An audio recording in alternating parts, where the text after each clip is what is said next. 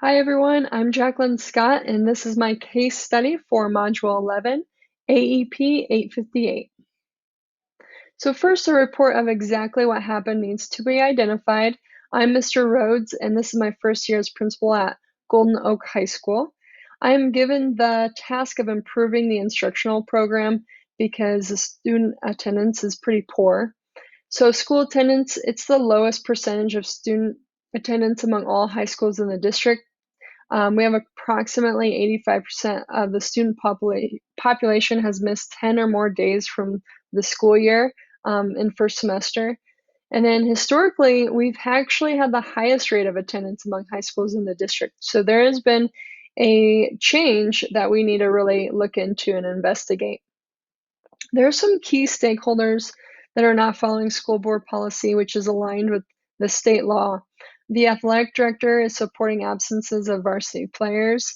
There's some experienced and established teachers that are not reporting student absences. The school counselor, there's no report of her trying to resolve the declining student achievement. And there's homeroom teachers that are addressing attendance purposes without the input from the school counselors and administrators. So I am going to investigate 5 students with the high rate of missing school. They've missed more than 10 days in the first semester. So first we have Karen. She's an 11th grader. And in the past, she has gotten A's and B's. So her freshman and sophomore year, on her report card, she's gotten A's and B's and actually some really positive teacher comments. She also was inducted to the National Honor Society her sophomore year. And then there's been an increase in her absences during the first semester of her junior year.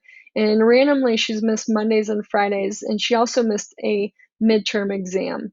Her permanent record documents that she got married in August, right before her junior year. And there's no documentation of communication between the school counselor and Karen. However, there are records showing that the parents called the counselor's office to request conferences with teachers. Then we have Tyrone. He's a 10th grader and he has missed 14 days in the first semester. He's in the honors program. Records reflect average progress in his classes. There's documentation from parents that there's been reported absences due to trips with his parents for educational benefits for Tyrone. And dad stated Tyrone would make up all the missing work within a week of returning. And the homeroom teacher did consent to this, which breaks school district's attendance policy. We have Christina. She's in 9th grader. She has missed at least 4 days in a row during 3 different weeks. Absences are due to out-of-town church meetings, and that's signed by her minister. There's no location and dates of meetings provided. The homeroom teacher approved absences as excused. The algebra teacher requested a parent conference because she missed 2 exams due to absences, and her report card first semester indicates she has 2 C's and 1 D in other classes. We have Carl, who's a 10th grader, and he's just randomly missed days. Truant officer was requested and made a home visit. Parents do not support high attendance rate, so the truant officer reported that parents are okay with Carl missing school, and if he doesn't feel well, it's fine for him to stay home. He does have a younger brother and a younger sister at the local middle school and elementary school, so attendance could be interesting. Looking into their attendance could be interesting too. He attends regular classes and vocational classes in the afternoon. Those vocational classes include construction, trade skills, and drafting. John is an 11th grader. He's the football team's quarterback, and he misses afternoon classes 3 days a week. He suffered a football injury, and so he is now continuing with physical therapy on Tuesday and Thursday afternoons, and those take place during school hours. The athletic director requested John to miss school on Friday afternoons during the football season so he could go home and rest and get ready for the football game. Teachers did not report absences as excessive. So secondly, it is essential to identify the legal and ethical issues involved in this situation. Homeroom teachers, athletic director, and the counselor's actions have harmed students. So absences impacting academic achievement. It's not good for them to miss school. It has a direct impact on their achievement. Lack of teaching non-academic skills. So there's skills that they need to learn besides academics, and that's being punctual and dependable. And then potential impact on post-secondary education. So it could impact college choices or other university options. Ethical issues, school personnel not following school and school district attendance policy, and we have legal issues. School personnel are in violation of school district policy, which is state law, okay? And then the common law doctrine, parents patriae, legally governs compulsory school attendance. So children have the right to be protected from physical abuse and against ignorance of parents. So schools can step in if that's happening, or states can step in. So third, clearly summing up the situation is important in understanding the big picture of what has happened. At Golden Oak High School, school personnel have not followed school attendance policies. Therefore, the new principal, myself, will implement district attendance policy and ensure adherence with all stakeholders in the school community to improve student attendance, leading to increased student achievement. Fourth, understanding the facts will help me brainstorm all possible solutions. So we have to understand the people involved. And the people involved is the principal, myself, Mr. Rhodes, Dr. Newman, the superintendent, and then the truant students, who I've investigated some and are starting to look into, and that's Karen and her parents, Tyrone and his parents and homeroom teacher, Christina, her church minister, her algebra teacher, and her homeroom teacher. We have Carl and his parents, his younger siblings, the truant officer, and the attendance counselor. And then last, we have John, his doctor, and the athletic director. And then other teachers and staff at Golden Oak are also involved in more of an indirect way. Our place is Golden Oak High School. It's a suburban community adjacent to metropolitan area. And it is made up of middle and high income families. There are also some families in poverty. And the parents work in metropolitan areas, the local area, local industry, and then small businesses. Some parents own their own businesses. And then there's a majority of parents that actually have an hour to 2 hours of a commute time, which impacts their involvement in those extracurricular activities of their children. And then the diversity of this area has increased in recent years. Hispanic and Asian families have been moving in. It used to not be much of a diverse area. And then there's a low teacher turnover rate at the high school. Most have at least 10 years of experience in their position. And then the program, we are a 9th through 12th grade public school. We service 965 students. We have general, special education, and vocational classes. We also have an honors program available. We have 11 different sport teams. We have football as the most dominant sport, and the community is highly involved and supportive. And then we have 31 clubs. Fifth, there are many stakeholders that will be negatively impacted from this situation. Negative impact on stakeholders. So potential to reflect poorly on the school with this poor attendance rate and being noticed as a low attendance rate among all the high schools in the district. And that reflects on the principal and the school district and having legal liability with the attendance violations of teachers. Direct impact on teachers and students, school personnel, violating school policy and state law, potential legal liability with them as well. Students, current and future academic achievement is being impacted. As we've gone through some of these, you can see the grades have dropped since poor attendance.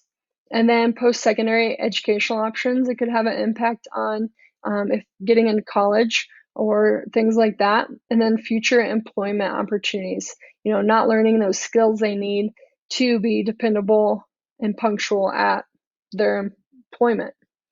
And then communication with all stakeholders, the principal, myself with the superintendent, we have been in communication. It might be important to talk with school district lawyers because it could be a legal liability since teachers are violating law, and just to get their input. And then parents need to be involved in this situation and notified, and there needs to be accountability with parents. And then, of course, other teachers involved, they need to understand their responsibility with attendance. Additional information: does the school have written policies with clear parameters that outline the school attendance policy? Does Golden Oak train teachers and staff on district policies? Is there ongoing professional learning available that supports school improvement and student development? And more information would be helpful. However, there is enough information to start planning on solutions to this problem. So sixth, I identified and evaluated all possible options that surround this problem. Option one is to take no action or make any decisions. The pros would be to have school just continue normal operation and teachers will continue current practice with no added work or stress. The cons would be there would be a direct negative impact on student achievement. Golden Oak continues to have lowest attendance among high schools in the district. Potential negative impact on school's reputation. And then Mr. Rhodes, myself, I would not improve the school attendance rates like the superintendent wants me to. And there'd be inconsistency among school personnel with around attendance issues. Option two, I'd create a school leadership team that shares desire for school improvement. This team would help me implement school attendance policy, establish accountability, outline clear expectations in staff handbook, and provide ongoing professional development on data analysis. The pros with this would be ongoing professional development for teachers and staff on using data to improve student achievement, improvement in management, communication, school level governance, and school operation systems, more likely to improve as a whole when driven by a larger group. We can hold teachers and staff accountable for adherence to school and district attendance policies. There'll be clear expectations and more of a consistent practice around attendance and reporting attendance. School culture that values data-driven decision making. The cons could be there could be stress and anxiety in confrontational situations with parents and with teachers and staff. There's more responsibility and tasks given to schools administration and the leadership team. Option three is to take an intermediate strategy. You restate expectations with individual teachers not following policy and hold these teachers accountable moving forward, and still provide ongoing professional development on data analysis. The pros would be ongoing professional development for teachers and staff on using data to improve student achievement, hold teachers and staff accountable for adherence to school and district attendance policies, and have clear expectations and consistent practice among teachers. The cons would be stress and anxiety in confrontational situations still with those parents and teachers, and then more responsibility and tasks given to the school principal. So there'd be even more on the school principal without having that leadership team. Seventh, evaluating the pros and cons of each option led me to making an ethical decision based on what's best for all stakeholders involved. So I decided to go with option two. I, the principal at Golden Oak High School, will create a school leadership team to implement data-driven decision-making processes. I choose option two because it's essential to create a team of goal-oriented individuals who desire data-driven decision-making that supports positive student outcomes. This team of leaders will ensure all staff are informed of district policies and guidelines that establishes clear expectations of school and district attendance policies. The school needs to be in compliance with state law and advocate for a data-informed and equitable resourcing plan that supports school improvement and student development.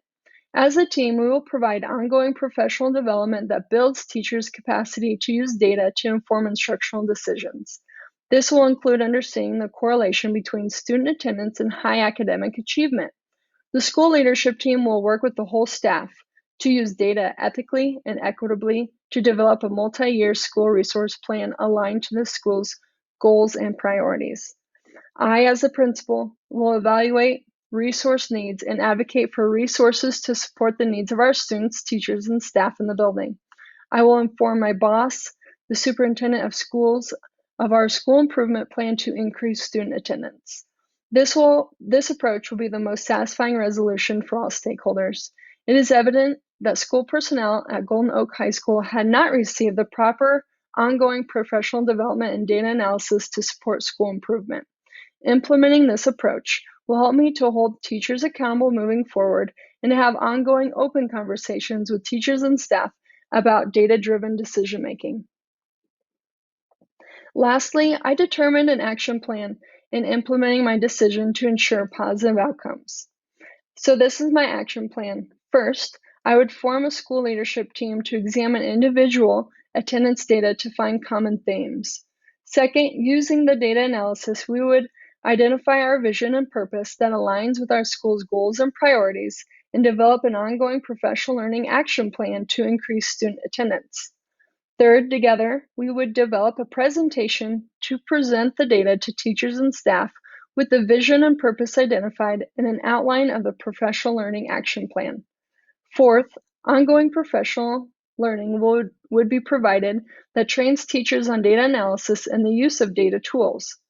Fifth, teachers will be given time and space to examine data and collaborate with colleagues, including members of the leadership team. Teachers will support one another by having data conversations and share experiences and knowledge on how to use data to inform their instructional practices. Sixth, the leadership team will meet on a regular basis to evaluate school data and to adjust professional development based on input and need of the teachers, staff, and students. Seventh, I will monitor and ensure adherence to the action plan by taking part in data conversations and analysis while providing support as needed. And then my plan B, if my action plan does not work, I will move into my intermediate approach to increase student attendance, which was my option 3.